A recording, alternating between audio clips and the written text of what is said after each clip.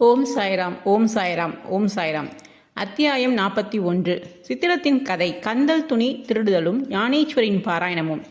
முந்தைய அத்தியாயத்தில் குறிக்கப்பட்டுள்ளது போல் அந்த சித்திரத்தின் கதையை இங்கே தொடர்கிறோம். இது நிகழ்ந்து 9 ஆண்டுகளுக்கு பின் அலி முகமது ஹேமத் பந்தை பார்த்து கீழ்வரும் கதையை கூறினார். பம்பாய் வீதிகளில் ஒரு முறை அவர் சுற்றி கொண்டிருந்த போது இந்த படத்தை ஒரு தெரு வியாபாரியிடமிருந்து வாங்கினார். பின்னர் அதை கண்ணாடி சட்டம் போட்டு பாந்த்ராவில் உள்ள தம் வீட்டில் தொங்கவிட்டார். அவர் பாபாவை விரும்பினார்.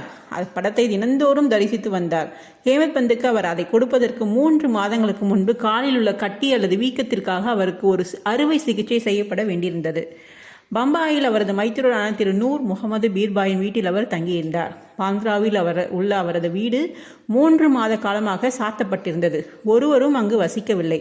புகழ்பெற்ற பாபா அப்துல் ரஹிமான், மௌலானா சாஹிப், முகமது சாஹி, ஹுசைன், பாபா சாஹி, பாபா தாஜுதீன் மற்றும் பல உயிருடன் இருந்த ஞானிகளின் படங்களும் அங்கு இருந்தன. காலச்சக்கரம் இவைகளையும் விட்டு வைக்கவில்லை. பம்பாயில் அலி சுகவீனமுற்று கஷ்டப்பட்டு கொண்டிருந்தார். படங்கள் எல்லாம் ஏன் அங்கு பாந்த்ராவில் கஷ்டப்பட வேண்டும்? அவைகளுக்கு உள்ளே வருதலும் வெளியே போதலும் பிறப்பும் இறப்பும் உண்டு என தெரிகிறது. எல்லா படங்களும் தங்கள் விதியை சந்தித்தன. ஆனால் சாய்பாபாவின் படம் எங்கனம் அதற்கு தப்பியது என்பதை ஒருவரும் எனக்கு இதுவரை விளக்கியதே இல்லை. சாயின் இங்கு நிலைத்தன்மையும் சர்வ வியாபித்ததையும் அறிவுக்கெட்டாத அவரின் சக்தியையும் அது காண்பிக்கிறது. அலி முகமது பல வருடங்களுக்கு முன் முகமது உசைன் தாரியோடா பணியிருந்து ஞானி பாபா அப்துல் ரஹிமானின் சிறிய படம் ஒன்றை பெற்றார். அதை அவர் தன் மைத்துனரான நூர் முகமது பீர்பாயிடம் கொடுத்தார். அப்படம் அவரது மேஜையில் 8 வருடங்கள் இருந்தது.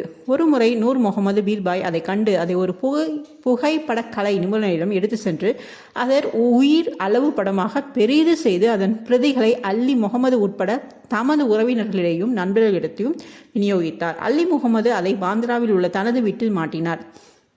நூர் முகமது ஞானி அப்துல் ரஹிமானின் சீடர். தமது குருவிடம் அவரால் நடத்தப்பட்ட ஒரு திறந்த தர்பாரில் அப்படத்தை அளிக்க சென்றபோது குரு கோபமடைந்து அவரை உதைப்பதற்காக ஓடினார். அவரை வெளியில் தள்ளினார். அவர் மிகவும் வருத்தமுற்று மனம் உடைந்தார். நூர் தனது பெரும் பணத்தை இழந்து குருவின் கோபத்தையும் துன்பத்தையும் பெற்றதற்காக வருந்தினார். அவருடைய குருவுக்கு உருவ ஆராதனை பிடிக்காது.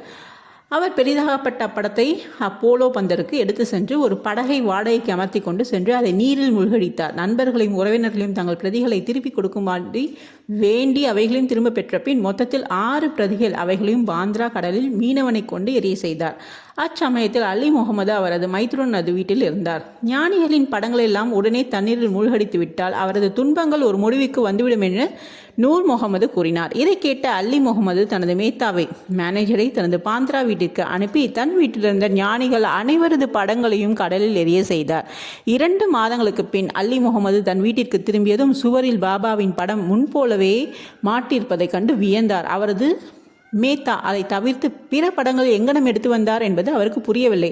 அவரது மைத்துனர் அதை கண்டால் அதையும் வழக்கப்படி செய்து விடுவார் என்று பயந்து உடனே அப்படத்தை எடுத்து அலமாரியில் வைத்து விட்டார்.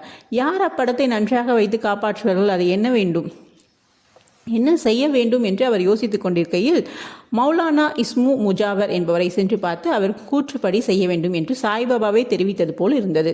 தீவிர ஆலோசனைக்கு பின் இருவரும் அப்படம் அண்ணா சாஹிப்புக்கு ஹேமத் பந்துக்கு அன்பளிப்பு செய்யப்பட வேண்டும். அவர் அதை நன்கு பாதுகாப்பார் என்று தீர்மானித்தார். பின்னர் இருவரும் ஹேமத் பந்தின் இல்லத்திற்கு சென்று தக்க சமயத்தில் அதனை அவருக்கு வெகுமதியாக அளித்தனர். அடுத்ததாக கந்தல் துணி திருட்டும் ஞானேஸ்வரின் பாராயணமும். தானா ஜில்லாவில் உள்ள டஹானாவின் மம்மல்தார் திரு பி.வி.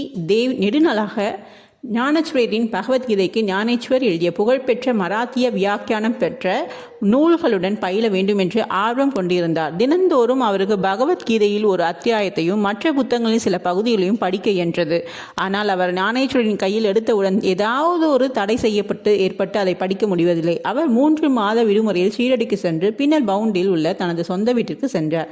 அங்கு அவர் மற்ற புத்தகங்களை படிக்க முடிந்தது. ஆனால் அவர் ஞானேஸ்வரின் பிரித்த போது சில நூதனமான சம்மதமற்ற அல்லது தீய எண்ணங்கள் அவர் மனதில் திரளாக தோன்றி அவரது முயற்சியை தடை செய்தன.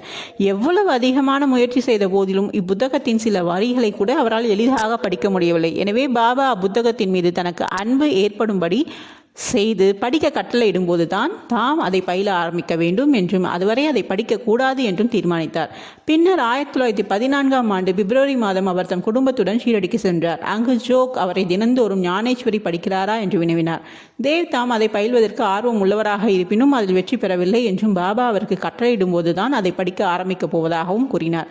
அப்புத்தகத்தின் பிரதி ஒன்றை எடுத்து சென்று அதை பாபாவுக்கு அளித்து அவரால் அது புனிதமாக்கப்பட்டு திருப்பி அளிக்கப்படும் போது அதை படிக்கலாம் என்று ஜோக் அறிவுரை பகிர்ந்தார். பாபா அவரது உள்ளத்தை அறிவாராதலால் இந்த மாதிரி செய்ய தாம் விரும்பவில்லை என்று தேவ் பதிலளித்தார். அவரது ஆவலை சாயி அறிய மாட்டாரா? அதை படிக்க சொல்லி தெளிவான உத்தரவை அவராகவே கொடுக்க மாட்டாரா? பின்னர் தேவ் பாபாவை பார்த்து ₹1 தட்சணையாக கொடுத்தார். பாபா ₹20 கேட்டார். தேவ் கொடுத்தார். இரவில் அவர் பால்கிராம் என்பவரை பார்த்து அவர் எங்கனும் பாபாவிடம் அன்பையும் பக்தியும் பெற்றார் என்று விசாரித்தார். பால்கிராம் தாம் எல்லாவற்றையும் அடுத்த நாள் ஆர்த்திக்கு பின் தெரிவிப்பதாக கூறினார். தேவ் அடுத்த நாள் தரிசனத்துக்காக சென்றிருந்த போது பாபா அவரை ₹20 கேட்டார். அவர் அதை விருப்பத்துடன் கொடுத்தார். மசூதியில் கூட்டம் அதிகமாக இருந்ததால் அவர் தனியாக ஒரு மூலையில் சென்று அமர்ந்தார். பாபா அவரை அருகில் வந்து அமைதியான மனதுடன் அமரும்படி கூறினார். அங்கனமே அவர் செய்தார். பின்னர் மத்தியான ஆரத்தி முடிவடைந்தது. மக்கள் எல்லோரும் கலைந்து சென்றதும் தேவ் மீண்டும் பால்கிராமை சந்தித்தது. பாபா அவருக்கு என்ன கூறினார்? எங்கனம் தியானம் செய்ய கற்றுக் கொடுத்தார் என்று அவரது முந்தைய சரித்திரத்தை கேட்டார். பதிலளிக்கும் தருவாயில் பாபா சந்துரு என்ற ஒரு தொழுநோய் கொண்ட அடியவரை தேவை அழைத்து வரும்படி அனுப்பினார். தேவ் பாபாவிடம் சென்றபோது யாருடன் எதை பற்றி பேசிக் கொண்டிருந்தார் என்று பாபா கேட்டார். அவர் தம் பால்கிராமுடன் பேசிக் கொண்டிருந்ததாகவும் பாபாவின் புகழை கேட்டதாகவும் கூறினார்.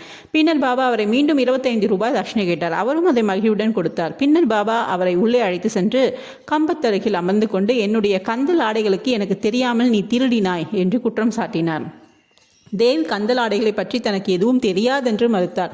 ஆனால் பாபா அவரை தேடச் சொன்னார். தேடி அவரால் ஒன்றையும் காண முடியவில்லை. பாபா கோபமடைந்து இங்கு வேறு ஒருவரும் இல்லை, நீயே தான் திருடன், தலை நரைத்து கிழவனாகியும் நீ இங்கு திருடுவதற்கு வந்திருக்கிறாய் என்று அதன் பின் பாபா பொறுமை இழந்து கடுமையான கோபமுற்று பலவிதமான திட்டவும் வையவும் ஆரம்பித்தார்.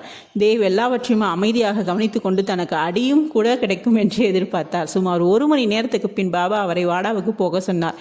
அவர் வாடாவுக்கு திரும்பி வந்த பால்கிராமிடம் ஜோக்கிடம் நடந்தவை அனைத்தும் கூறினார். பின்னர் மாலையில் பாபா தேவியையும் மற்ற எல்லாரையும் கூப்பிட்டு அனுப்பினார்.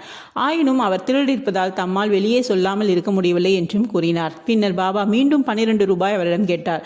தேவ் அதை சேகரித்து கொண்டு அவர் முன் சாஷ்டாங்கமாக பணிந்தார். பாபா கூறினார், போதியே ஞானச்சுவேரி தினம் படித்து கொண்டிரு. போய் வாடாவில் அமர்ந்து தினந்தோறும் ஒழுங்காக கொஞ்சமாவது படி.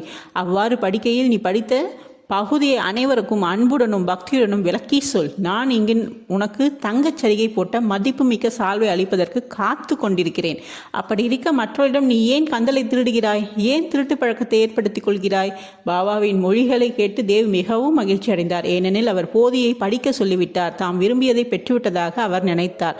இனி அந்நூலை எளிதில் படிக்கலாம் என்று நம்பிக்கை கொண்டார். மீண்டும் அவர் சாஷ்டாங்கமாக விழுந்து வணங்கி தாம் பாபாவிடம் சரணாகதி அடைந்திருப்பதாக கூறி தம்மை ஒரு குழந்தை போல் பாவிக்க வேண்டும் என்றும் தனது பாராயணத்தின் போது உதவி செய்ய வேண்டும் என்று கேட்டுக்கொண்டார். கந்தலை திருடுவது என்று பாபா கூறியதன் பொருள் அவர் இப்போது உணர்ந்தார். பால்கிராமிடம் அவர் பாபாவை பற்றி கேட்டதெல்லாம் கந்தல் என்று பொருள் கொள்ளப்பட்டது. இந்நடத்தை பாபாவுக்கு பிடிக்கவில்லை. எக்கேள்விக்கு பாபா தாமே விடையளிக்க தயாராக இருக்கும்போது மற்றவர்களை கேட்பதையும் அனாவசியமாக பிறரிடம் விசாரிப்பதையும் அவர் விரும்பவில்லை. எனவே பாபா அவரை திட்டி தண்டனைக்குள்ளாக்கினார். உண்மையில் பாபா அவரை துன்புறுத்தவோ திட்டவோ இல்லை என்று பாபா தமது ஆசைகளை பூர்த்தி செய்ய ஆவலாக இருக்கும்போது வீணாக மற்றவர்களை கேட்டு தெரிவது பயனில்லை என தனக்கு போதித்ததாகவும் நினைத்தார். தேவி இத்திட்டத்தைகளை எல்லாம் புஷ்பங்களாகவும் ஆசீர்வாதமாகவும் கருதி திருப்தியுடனும் மனநிறைவுடனும் வீட்டுக்கு சென்றார்.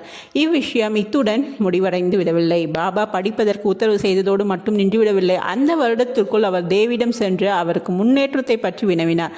1914 ஏப்ரல் 2 வியாழக்கிழமை காலை பாபா அவருக்கு கனவு காட்சி ஒன்றை அளித்தார். மேல் திண்ணையில் அமர்ந்து கொண்டு தேவ் போதியை புரிந்து கொண்டார் என்று கேட்டார். தேவ், இல்லை.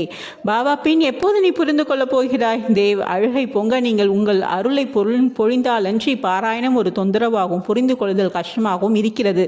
இது நிச்சயம். பாபா, படிக்கும்போது துரிதமாக படி.